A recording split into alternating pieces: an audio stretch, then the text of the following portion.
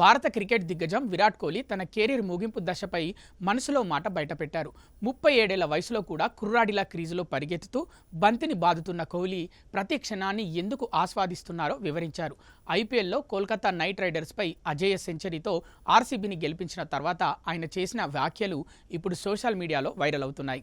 నేను ఆడుతున్న ఈ ఆట ఏదో ఒకరోజు ఖచ్చితంగా ముగిసిపోతుంది. అందుకే మైదానంలో ఉన్న ప్రతి సెకన్ను మనస్ఫూర్తిగా ఆస్వాదించాలనుకుంటున్నానని కోహ్లీ ఉద్వేగానికి లోనయ్యారు. టెస్టులు, టీ20 అంతర్జాతీయ క్రికెట్కు వీడ్కోలు పలికిన తర్వాత కూడా కోహ్లీలో అదే కసి కనిపిస్తోంది.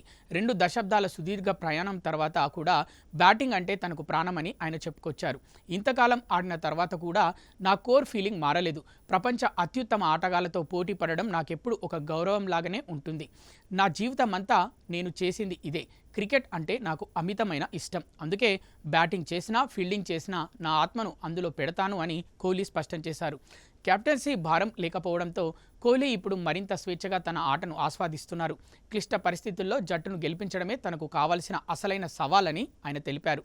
మైదానంలోకి వెళ్ళిన ప్రతిరోజు నాకంటూ ఒక కొత్త లక్ష్యం ఉంటుంది. మ్యాచ్ ఒత్తిడిని అనుభవించడం, ఒత్తిడి ఉన్నప్పుడు నన్ను నేను పరీక్షించుకోవడం నాకిష్టం. అలాంటి పరిస్థితుల్లో గెలిచి బయటపడినప్పుడే ఒక మంచి ఆటగాడిగా, ఒక మంచి వ్యక్తిగా మనం ఎదుగుతాం. క్రీడలు మన వ్యక్తిత్వాన్ని మలుస్తాయి అని కోహ్లీ తన అనుభవాన్ని పంచుకున్నారు.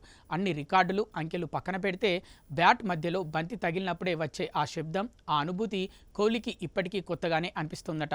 193 పరుగుల కఠినమైన చేజింగ్లో వికెట్లు పడుతున్నా కోహ్లీ ఏమాత్రం బెదరలేదు. సింగిల్స్ తీస్తూ, గ్యాప్లో ఫోర్లు కొడుతూ జట్టును ఒంటి చేత్తో విజయ తీరాలకు చేర్చారు.